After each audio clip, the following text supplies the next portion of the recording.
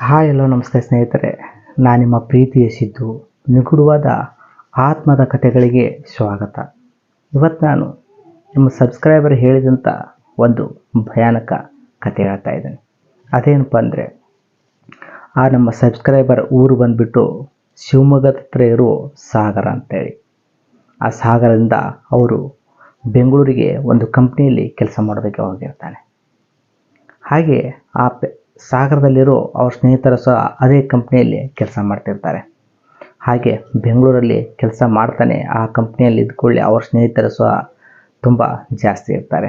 ಇದ್ಕೊಳ್ಳಿ ಹಾಗೆ ಅವರು ಕೆಲಸ ಮಾಡ್ತಾ ಇದ್ದಂತೆ ಅವರ ಜೀವನವೂ ಕೂಡ ತುಂಬ ಚೆನ್ನಾಗಿ ಸಾಗ್ತಾ ಇರುತ್ತೆ. ಇದೇ ರೀತಿ ಆದಂಥ ಹೋಗ್ತಂತೆ ಅವನ ಸ್ನೇಹಿತರಲ್ಲಿ ಸಾಗರದಲ್ಲಿರೋ ಅವನ ಸ್ನೇಹಿತರು ಒಂದು ಮದುವೆ ಬರ್ತದೆ. ಆ ಸ್ನೇಹಿತೆ ತೃಪ್ತಿ ಕೂಡ ಅದೇ ಕಂಪ್ನಿಯಲ್ಲಿ ಕೆಲಸ ಮಾಡ್ತಿರ್ತಾಳೆ. ಹಾಗೆ ಮಾಡ್ತಿರ್ಬೇಕಾದ್ರೆ ಇವ್ರ ಸ್ನೇಹಿತರಿಗೆಲ್ಲರಿಗೂ ಆ ಸ್ನೇಹಿತೆ ಮದುವೆಗೆ ಇನ್ವೈಟ್ ಮಾಡಿ ಒಂದು ತಿಂಗಳು ಮುಂಚೆನೇ ಹೋಗ್ತಾಳೆ. ಹೋಗಿ ಜನವರಿ 19, 2024ರಂದು ಅವಳದು ಮದುವೆ ಇರ್ತದೆ. ಇದು ಕೂಡ ಆ ದಿನ ನೀವು ಎಲ್ಲರೂ ಬರಬೇಕಂತೇಳಿ ಆ ಸ್ನೇಹಿತರಿಗೆ ಹೇಳಿ ಇವಳು ಹೋಗ್ತಾಳೆ.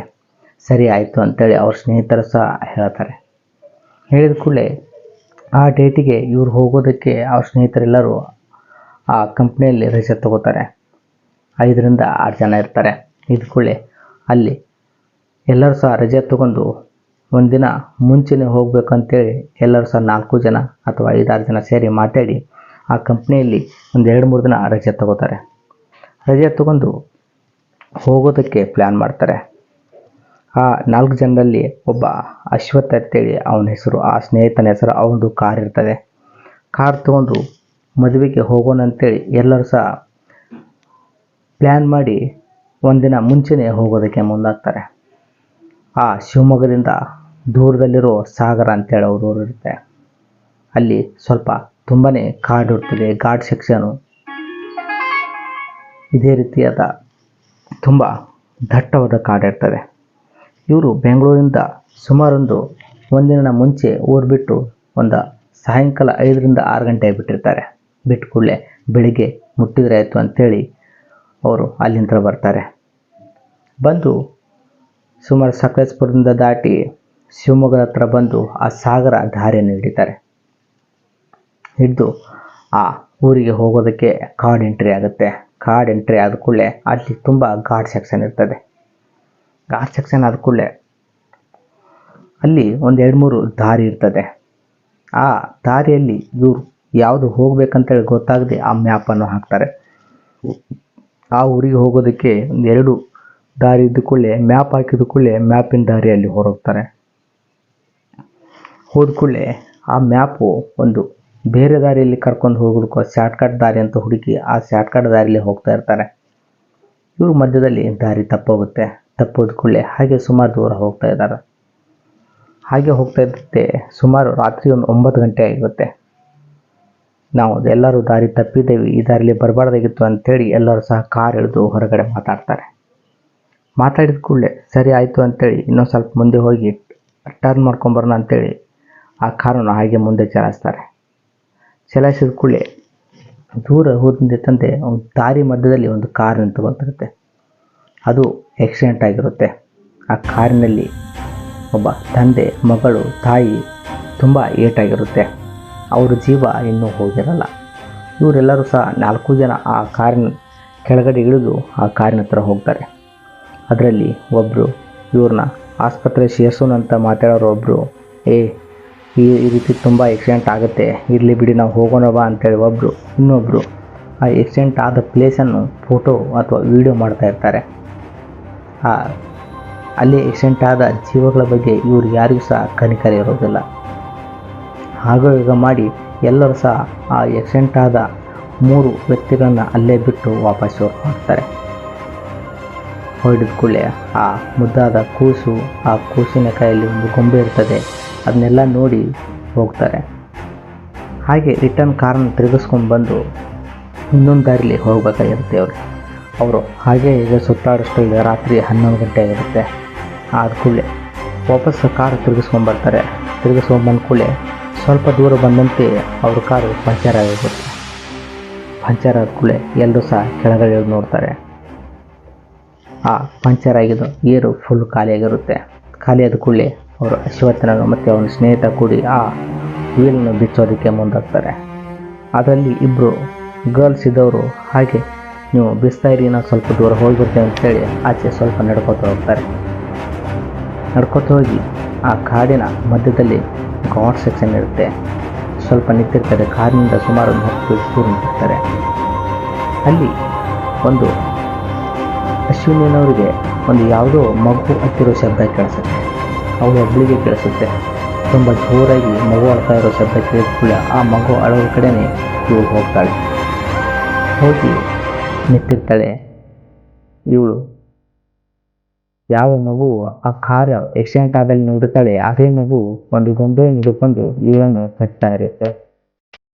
ಮುಂದೆ ಕರಿತಾ ಹೋಗ್ತಾ ಇರುತ್ತೆ. ಆ ಮಗುವಿನ ಜೊತೆನೆ ಈ ಅಶ್ವಿನಿಯನ್ನು ಸಹ ಹೋಗ್ತಾರೆ.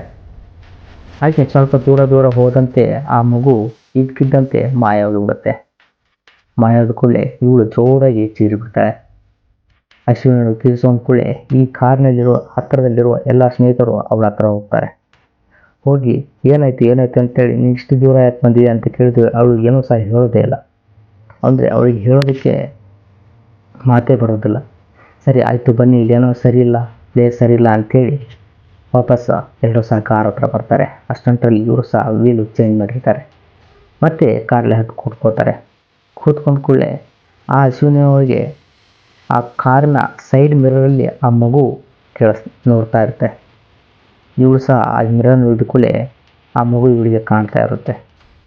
ಇವಳು ಭಯದಲ್ಲಿ ಕೂತ್ಕೊಂಡು ತುಂಬ ಹೆದರ್ತಾ ಇರ್ತಾಳೆ. ಹೆದರ್ತಾ ಎತ್ಕೊಂಡು ಕೂತ್ಕೊಳ್ಳಿ ಏನಾಯಿತು ಅಂತ ಕೇಳಿದ ಕೂಡಲೇ ಅವಳು ಏನು ಸಹ ಹೇಳೋದೇ ಇಲ್ಲ.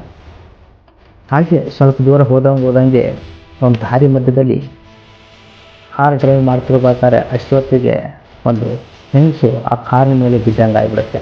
ಇವನು ಆ ಹೆಂಗಸಿಗೆ ಬಿದ್ದಿದ್ದ ಕೂಡಲೇ ಕಾರಿನ ಮೇಲೆ ಬಿದ್ದು ಕೆಳಗಡೆ ಬಿದ್ದಂಗೆ ಆಗಿಬಿಡುತ್ತೆ. ಇವ್ರಿಗೆಲ್ಲರಿಗೂ ತುಂಬ ಭಯ ಆಗಿಬಿಡುತ್ತೆ. ಭಯ ಆದ ಕೂಡಲೇ ಕಾರ್ ಡೋರ್ ಓಪನ್ ಮಾಡಿ ಕೆಳಗಡೆ ಇಡ್ಬೇಕಂತಾನೆ ಆ ಹೆಂಗಸಿನ ಕಾಲು ಆ ಡೋರಿನ ಹತ್ರ ಕೆಳಗಡೆ ರೋಡಲ್ಲಿರ್ತದೆ.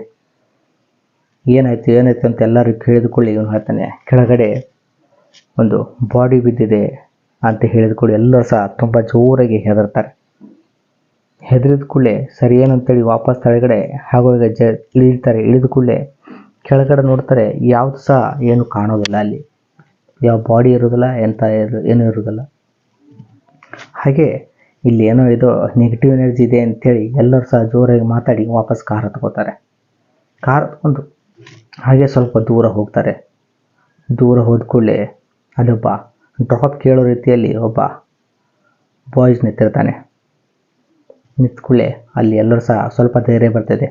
ಅಂದರೆ ಇಲ್ಲಿ ಊರ ಹತ್ರ ಇದ್ದಂಗಿದೆ, ಯಾರೋ ಒಬ್ಬರು ಡ್ರಾಪ್ ಕೇಳ್ತಿದ್ದಾರೆ, ಸ್ಟಾಪ್ ಮಾಡಿ ಅಂದ್ಕೊಳ್ಳೆ, ಬೇಡ ಹೀಗೆ ಆಗಿರೋ ಅನಾಹುತವೇ ಸಾಕು ಅಂಥೇಳಿ ಅವನು ಹಾಗೆ ಮಾಡಿ ಆ ವ್ಯಕ್ತಿ ಹತ್ರ ನಿಲ್ಲಿಸ್ತಾನೆ. ನಿಲ್ಲಿಸಿದ ಕೂಡಲೇ ಅವ್ರು ಹೇಳ್ತಾರೆ, ಸರ್ ಅಲ್ಲಿ ಸ್ವಲ್ಪ ನಮ್ಮನ್ನ ಬಿಡಿ, ಅಲ್ಲಿ ನನ್ನ ಹೆಂಡತಿ ಮತ್ತು ಮಗು ಇದೆ, ಸ್ವಲ್ಪ ಕರ್ಕೊಂಡು ಹೋಗಿ, ಒಂದು ಕಾರ್ ಆಕ್ಸಿಡೆಂಟ್ ಆಗಿದೆ ಅಂತ ಹೇಳ್ತಾನೆ. ಹೇಳಿದ ಕೂಡಲೇ ಎಲ್ಲಿ ಅಂಥೇಳಿ ಇವರು ಒಬ್ಬರು ಬೇಡ ಅನ್ನೋರು, ಒಬ್ಬರು ಸರಿ ಆಯಿತು ಬನ್ನಿ ಅನ್ನೋರು ಅಂತಿರ್ತಾರೆ.